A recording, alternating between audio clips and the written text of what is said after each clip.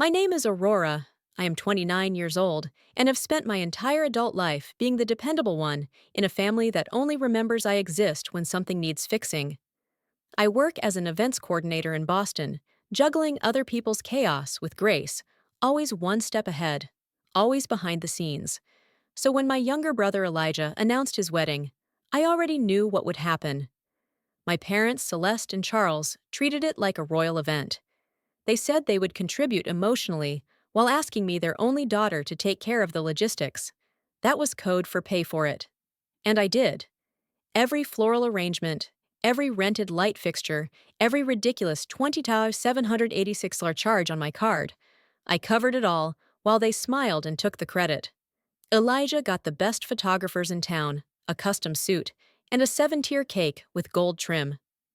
I got silence. No thank you, no recognition, not even a seat near the front during the ceremony I practically built.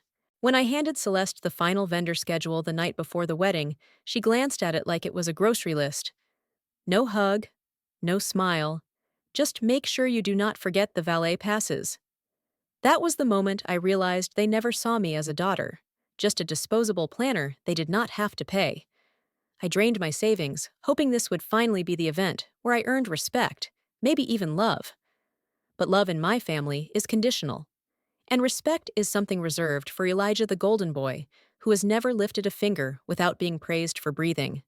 I sat in the back row at the wedding, watching my family toast to each other's success, knowing I paid for every glass of champagne they raised. My own name was never spoken. I was invisible again. But this time I felt something new stirring under the shame and sadness. It was not disappointment, it was rage, and it was not going away. What they did not know was that I was about to stop playing along. I was done being their silent sponsor. Something was coming, and for once, it would be on my terms. The day after the wedding, I woke up exhausted, not from celebration, but from carrying the entire event on my shoulders. While Elijah and his new wife were off to Bora Bora, sipping champagne, I was back in my apartment, staring at my bank app, trying to convince myself that the negative balance meant something more than foolishness. It was not just the 22,786 cents. I had willingly spent that gnawed at me. It was the sudden, unexpected drop of an additional $8,400. My heart stopped. I scrolled. Refreshed. Scrolled again. The charge was real, a transfer to an account ending in numbers I had seen before. My mother's emergency fund. The one she once showed me when trying to prove how tight things had been lately. That is when it all clicked. She had my banking login. Months ago, she claimed she needed it to confirm a vendor deposit when I was on a plane. I never changed it back. And now she had helped herself again. Only this time, it was not an oversight or a misunderstanding.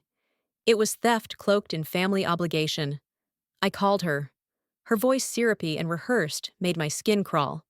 Aurora, really, you are going to make a fuss over this. You have always said family comes first. My jaw clenched.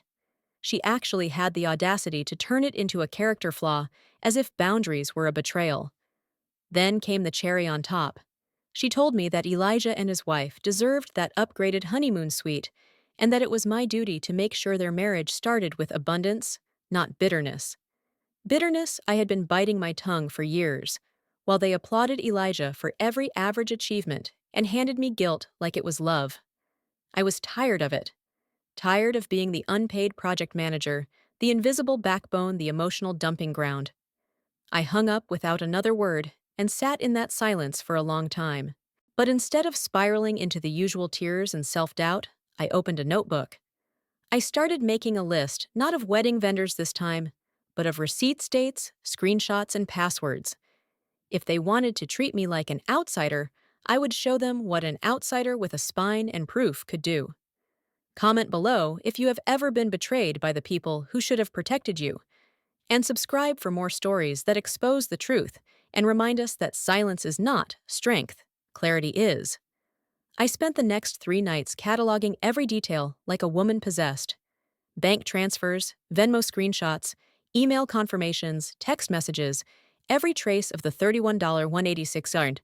that had been funneled from my life into someone else's dream wedding. And I was not just building a paper trail, I was reclaiming my voice. I had always believed that if I stayed helpful, respectful, and generous, my family would eventually see me. But now I saw them clearly, and the view was gut-wrenching. Celeste was not a forgetful mother who made a mistake. She was a master manipulator who weaponized guilt like it was an art form. And Elijah, he was not just spoiled, he was complicit. He had watched me sweat through late-night Zoom calls with caterers, watched me swipe my card again and again, all while knowing that his own honeymoon upgrade had come from my account.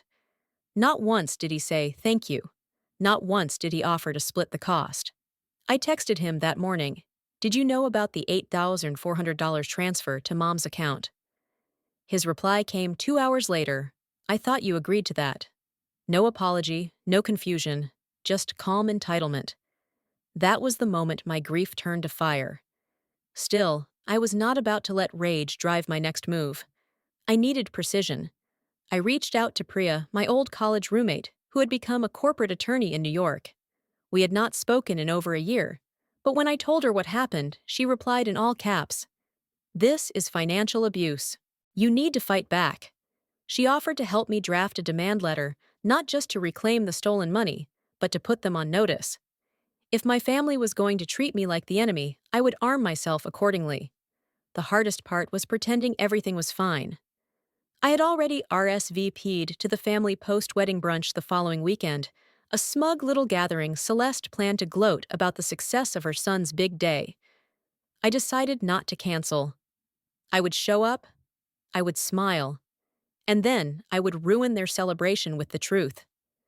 The list I had created had turned into a dossier, organized, clear, undeniable. Priya's letter was sharp, professional, and cold. I printed copies for everyone.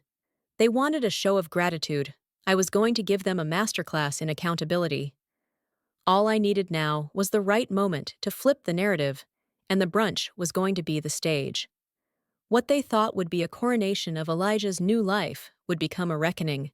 I looked in the mirror that Friday night and whispered to myself, "They chose to betray me. Now I choose to respond." And this time, it would not be with silence. It would be with consequence. The brunch was held at a sleek garden restaurant my mother adored. White tablecloths, overpriced mimosas, and the kind of flower arrangements that screamed status. I arrived 10 minutes early, dressed in the same tailored navy dress I wore to vendor meetings, the one no one complimented, because it was not festive enough. Celeste was already there, laughing too loudly, flanked by Elijah and his new in-laws. The table was an altar to their egos, and I was expected to kneel. But I was not there to worship, I was there to confront. I slid into my seat quietly, laying a crisp manila envelope next to each place setting. I watched as their expressions shifted from smug familiarity to confusion. Elijah picked his up first. Celeste narrowed her eyes. Charles, my father, gave a weak smile, clearly hoping I was passing out sentimental thank you letters. Within seconds, that illusion shattered. "What is this?" Elijah asked, his tone sharpening. "Documentation," I said flatly, "of the financial abuse I have endured over the last 6 months. And a legal demand for reimbursement." Silence gripped the table. Celeste's lips parted in mock offense. "You really thought this was the place to air your little grievances?" she spat. I leaned forward slightly, my voice calm but deliberate. "No, I think this is the place where the people who took from me learn there are consequences." I watched the blood drain from her face. Elijah's wife, who had barely said a word to me, before picked up the letter. Her eyes widened as she scanned the breakdown of expenses, the exact dollar amounts, the timeline. "Wait, your mom transferred money out of your account?" she asked slowly. I nodded. "Without permission to fund their honeymoon suite." The silence returned only heavier. Even Charles looked down, the weight of shame sinking in now that it was public. Celeste tried to laugh it off. "Aurora, you are being dramatic. No one stole from you. You said you would help." I turned to her. "Help does not include theft, nor does it mean being erased from every single moment I paid for." Her face turned rigid, lips pressed into a bitter line. Elijah avoided eye contact. I could tell he was not used to being exposed. He always got to be the golden boy. Today, he looked like a fraud in a tailored suit. As brunch fell apart, I stood and gathered the untouched croissants into a napkin. Since I paid for this meal too, I might as well take something with me, I said softly. I walked out without slamming a chair or raising my voice, because real power does not yell. It just walks away, knowing the damage has already been done. And the best part, they had no idea that I had already forwarded the same documentation to Elijah's in-laws the night before. The public unraveling was just beginning. By the time I reached my car, my hands were still steady. No shaking, no second guessing, just a strange calm that settled over me like armor. I had finally done what years of guilt manipulation and emotional acrobatics had prevented me from doing.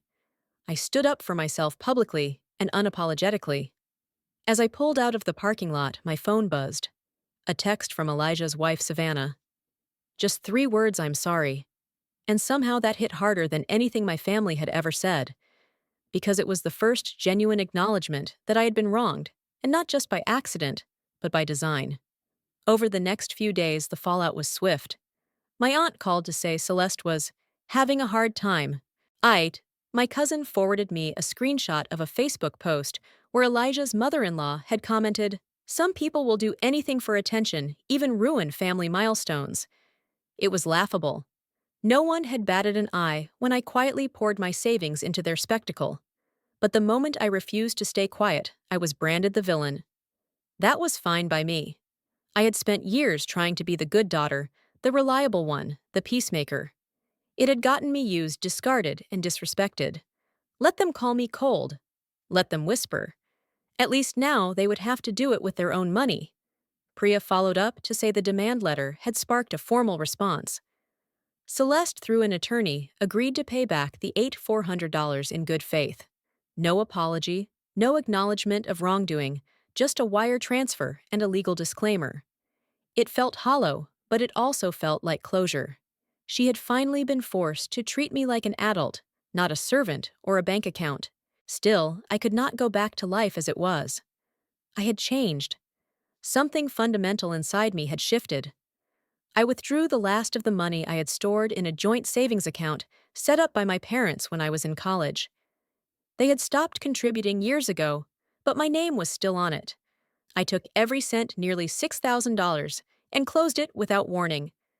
That was the final tie I needed to sever. Then, for the first time in a long while, I invested in myself. I leased a small studio space in South Boston, the kind with exposed brick and squeaky floors. I registered my own business, Aurora Events. I started small birthday parties, retirement celebrations, intimate weddings. But each event I planned felt like an act of healing. No guilt, no manipulation, no hidden strings, just my creativity, my vision, and my rules. Every invoice I sent, every check I deposited, reminded me that I was no longer someone's backup plan. I was my own beginning, and this time I would never let anyone rewrite my story again.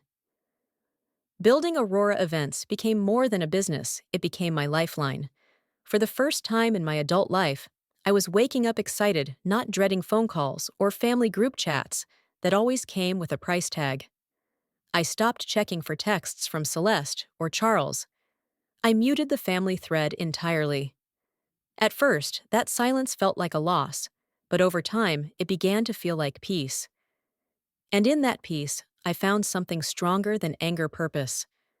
I filled the studio space with secondhand furniture, a whiteboard covered in scribbled dates, and photos of my early clients smiling beside balloon arches and fairy lights.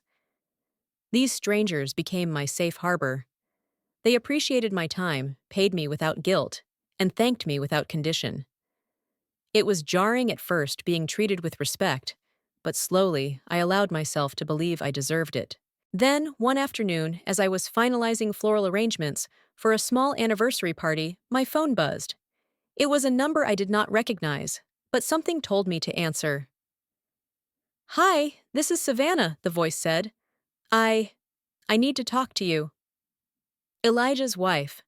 I had not spoken to her since the brunch, though I heard through distant channels that she had canceled a planned trip to Napa and returned a few of the wedding gifts. We met for coffee that Friday, and she arrived looking nothing like the glowing bride I remembered. Her face was tired, her hands fidgeting with the strap of her purse. "I owe you more than an apology," she began, and for the first time, someone in that family spoke to me like I mattered. She confessed that Elijah had downplayed everything, saying I volunteered the money, and was bitter because I was single. I clenched my jaw. She said she only began to question the narrative when she read the documentation herself and realized the same man who promised her honesty had lied about a $30,000 favor. "I should have thanked you," she said quietly.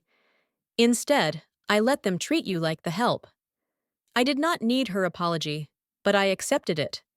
Because it was real. She left that meeting uncertain about her future with Elijah, but I could tell she was starting to see the rot beneath the perfect wedding album. And that mattered. Not because I needed revenge, but because the truth finally cracked through the facade. After she left, I returned to my studio and stood in the middle of the room, breathing in the scent of fresh eucalyptus and lavender candles. This was my space now, earned not given. There was no Celeste behind the curtain, no Charles handling the finances, no Elijah waiting to take credit. Just me. Aurora James, the woman who once financed her family's fairy tale, only to be cast out the moment the story was over. But now I was writing my own narrative, one invoice, one event, one boundary at a time, and I was just getting started. Just when I thought the worst of it was behind me, another betrayal hit me like a punch to the chest this time, not from Celeste or Elijah, but from someone I had trusted to help me rebuild. My new accountant, Jeremy, a referral from a former coworker, had been helping me get Aurora events off the ground.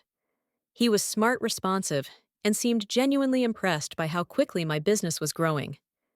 He even told me he admired how I had turned pain into profit.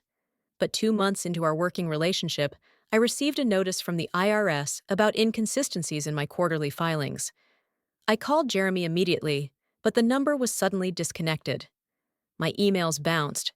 My client portal vanished. Panic set in. I tore through every invoice, every transaction, every email thread.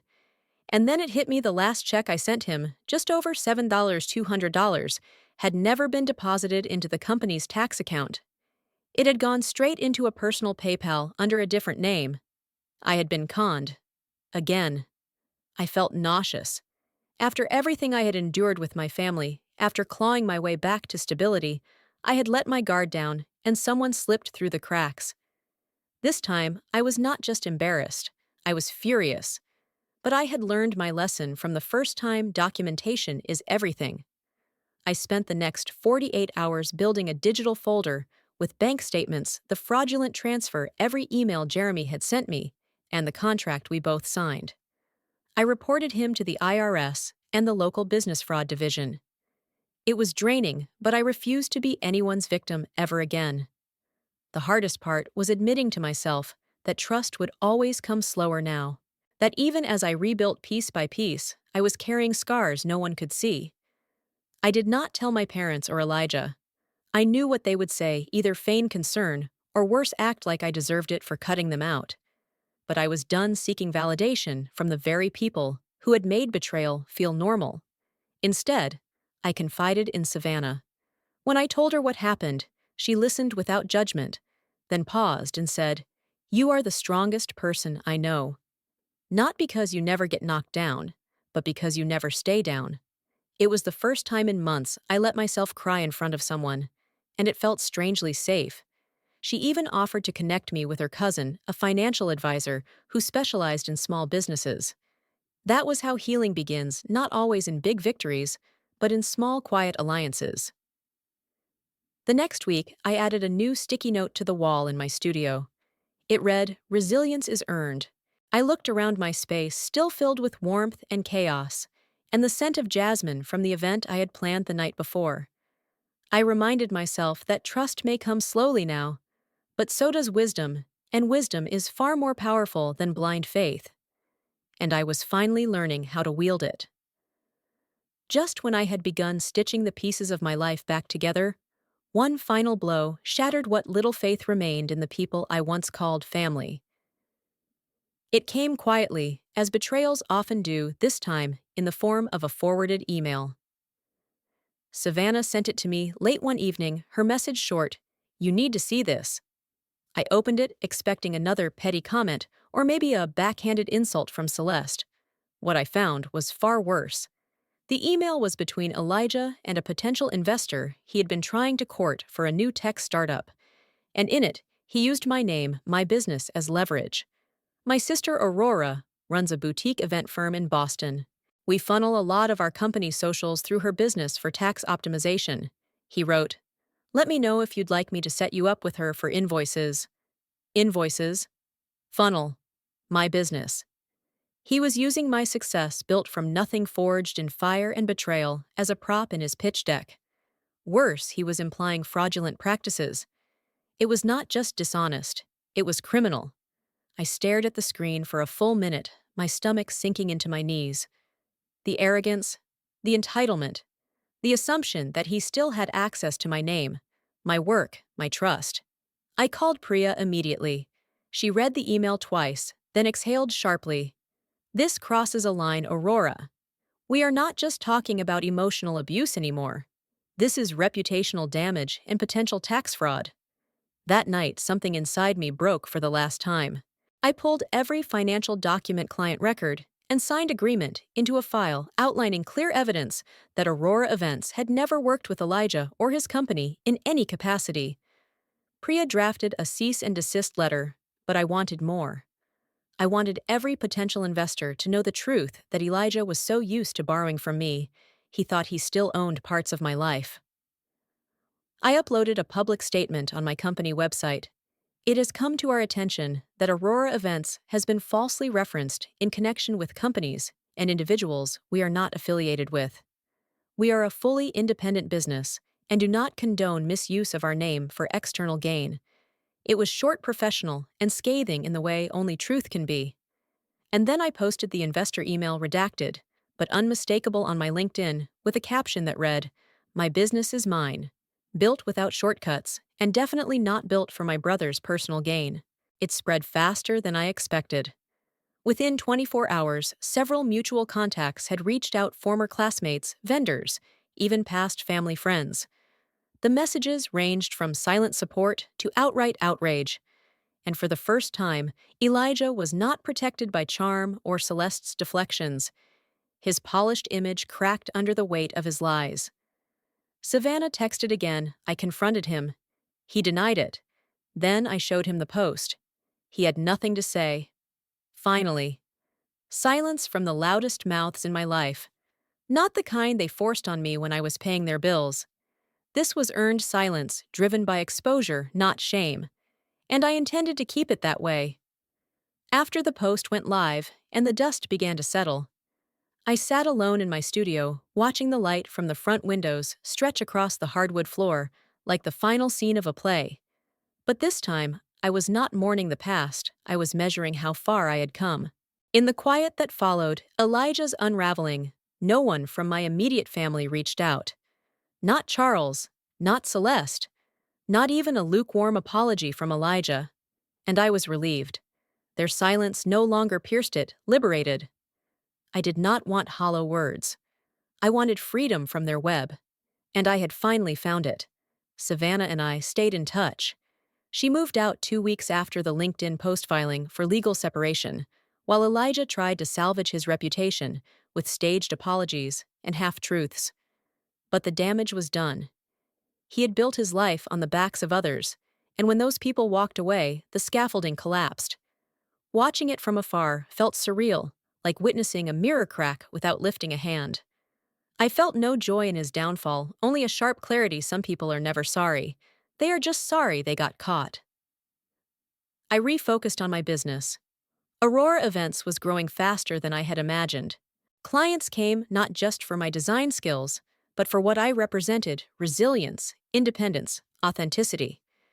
They told me my story had moved them, that it made them rethink who they trusted, who they worked with, who they let take credit for their success.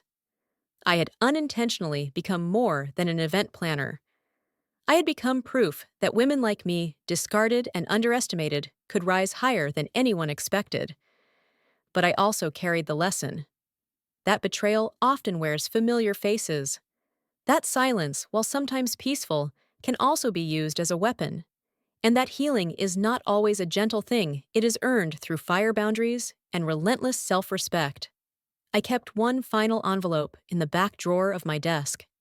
Inside it were the documents from my confrontation with Elijah, the cease and desist letter, and a small note I wrote to myself that day. You owe no one your silence. I kept it not as a reminder of pain, but as a trophy of survival. Life moved forward in quiet, steady waves. I booked events for the spring, hired my first assistant, and signed a lease on a larger space. I still passed by the restaurant where that infamous brunch happened, but I no longer looked away. I had claimed my story, rewritten it, published it for the world to see. And now I ask you, have you ever been betrayed by the very people who were supposed to protect you? Have you rebuilt something powerful from the ashes they left behind? Comment below and share your story because your voice deserves to be heard. And if this journey spoke to you, subscribe now, because this is not the end. This is just the beginning.